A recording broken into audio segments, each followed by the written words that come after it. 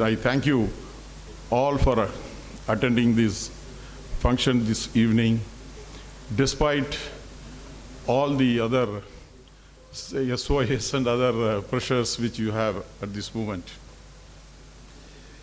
This Constitution Protection Forum was formed sometime 2 years before, when we all know that there were threats to all the democratic institutions, including the judiciary and the nation's economy. The whole structure of the whole constitution was being threatened. At that time, eminent people who have a very good knowledge of constitution, they all came together and formed this body. And in fact, the first meeting held in Asian College of Journalism, and very informal meeting where it was decided to form a forum and which will take up this issue and enlighten the audience and measures for protecting our beautiful constitution. And in the next meeting, it was followed in the Haida Millat Media Academy. And there were a couple of meetings were held. And one of them was in the Music Academy Hall at that time, just a few weeks before the pandemics broke out. And subsequently, some discussions and some took place under a webinar, but not any hall meetings. And this is the first meeting after a period of about 13 months. We are assembling here and we are trying to resurrect the activities of the Constitution Protection Forum. I'll just briefly read a few lines about the Constitution, the CPF. That Constitution that we, the people of India, gave ourselves at the time of founding of the Republic in 1950 is a truly remarkable document for ahead of its time in many important respects. Enshrined in it are the values of secularism, democracy and protection, civil liberties. In recent years, the values enshrined in the Constitution and the rights guaranteed therein have come under threat from various quarters. The CPF recognizes the paramount necessity of defending the Constitution as a guarantor of civil liberties, democratic rights, and values of secularism and social justice, all of which are non-negotiable rights of every Indian citizen. The objectives of the CPF include the widest dissemination among the general public, with a particular focus on students and youth, of the core values and provisions of the Constitution of India. In furtherance of this objective, the CPF intends to hold discussions and seminars and to conduct other activities in public forums across the state of Tamil Nadu. I think this was the main objective of this forum, and now we have to increase the activities of CPF, and in the past 2 years you have seen that how much the threats, now we have passed those threat stage. Now already we are suffering because most of our democratic institutions, they are all not functioning in the provisions of the constitutions and all those provisions which are enshrined in our constitution. And there will be this lecture after my presentation, welcome.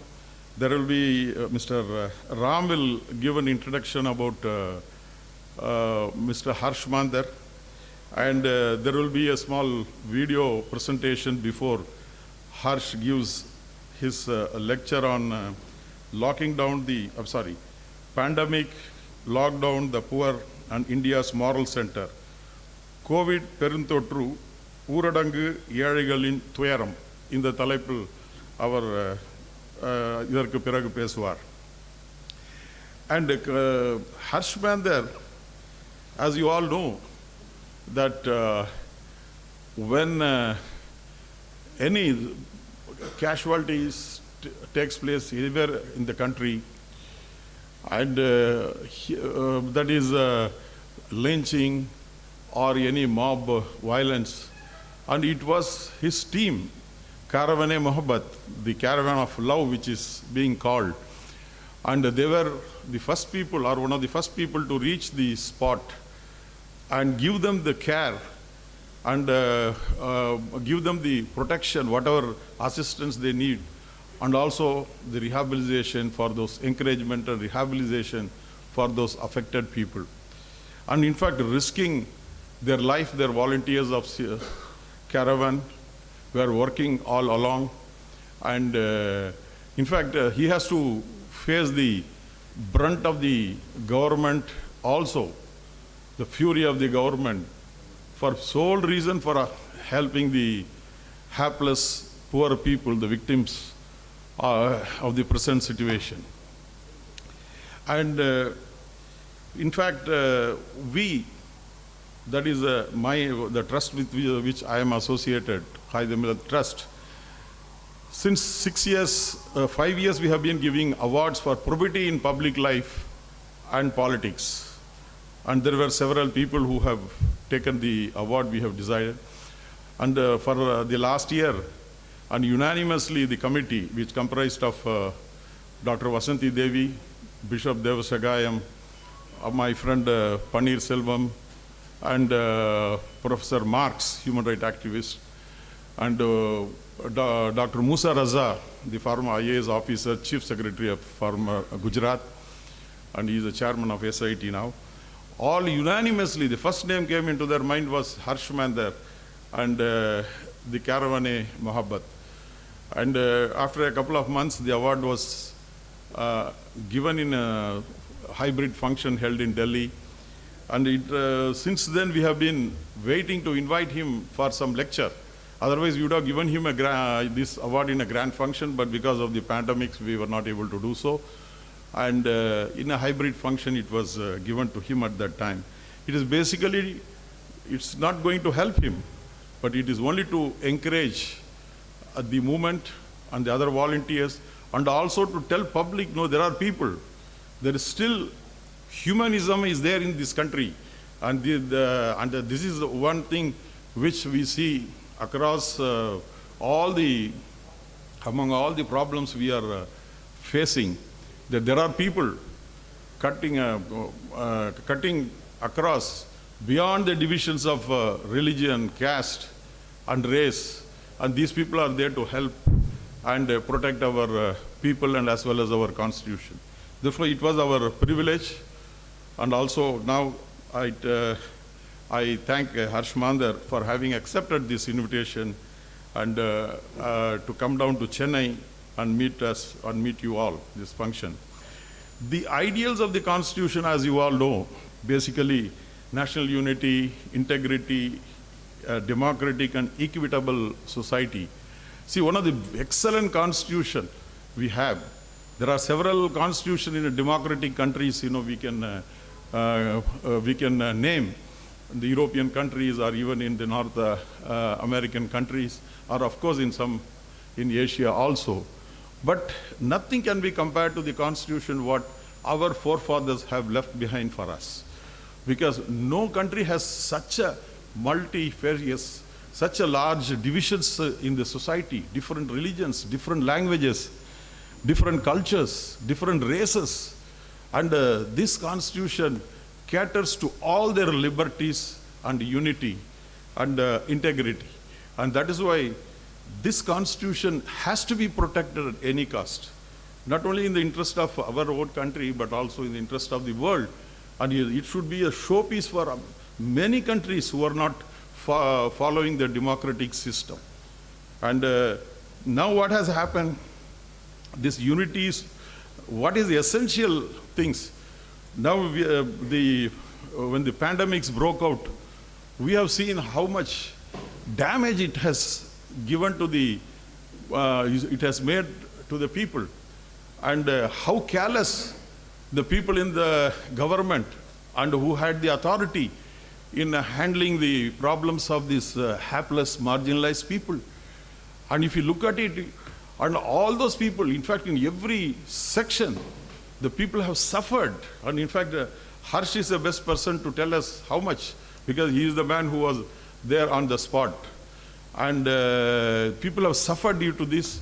But at the same time, there are a few people, one or two, and who have been benefited, not 100% or 200%, several thousand persons they were benefited because of the economic situation. The equality, the equitable society cannot be achieved just by a constitutional alone, but with various factors. All the democratic institutions which are embedded with this constitution in our country need to work together, and they have to protect the democracy, and then only the equality and the equity in distribution of wealth will emerge in this country. Therefore now, and the people say this constitution is not working. That is one criticism I think we are reading every day in the newspapers. Therefore they are giving their own interpretation, and whatever they believe, and that is it. That is being justified by various democratic institutions also, including the courts. But the basic thing is, the Constitution is an inert body. It will not work. And if the Constitution has to work, it is the executive, it is the legislature, judiciary, and of course, the fourth estate, what we call media. And these things have to work democratically, and then only we may be able to achieve all those in the preambles of the Constitution, including the equality and socialism and secularism, etc. Therefore, I take this opportunity and to welcome Dr. Harsh Mander for this evening function. And I can say that he is an embodiment of humanities and humanness. He deserves the nation's appreciation and gratitude for his contribution to the victims of the new social order which we are seeing, preached by some vested interest, duly supported by the ruling class and those people who are in power. For it is, though we are pained with all the developments at this moment, and but at the same time, we welcome Harsh Mander and for this lecture here. And before I conclude, there is one request I want to make it to, on behalf of us, to Mr. Harsh Mander. And a few months back, Harsh had an attack of COVID, and he never opted for big hospitals for treatment. He got himself admitted to a hospital in the general hospital in a general ward, and he had to go through so much of problem, and nobody were able to contact him also for several months, because he wanted to see how the system is working for the common people, and he wanted to be one among them. But then after some time he recovered, and he is still not totally recovered, but he had even a loss of memory also, I was told. But therefore now I request Harsh that don't take this type of risks, sir. It is not you alone, and the whole nation is with you, and therefore your life is more precious for the whole nation. For with the request, I invite Harsh Mander for this today's lecture, and Mr.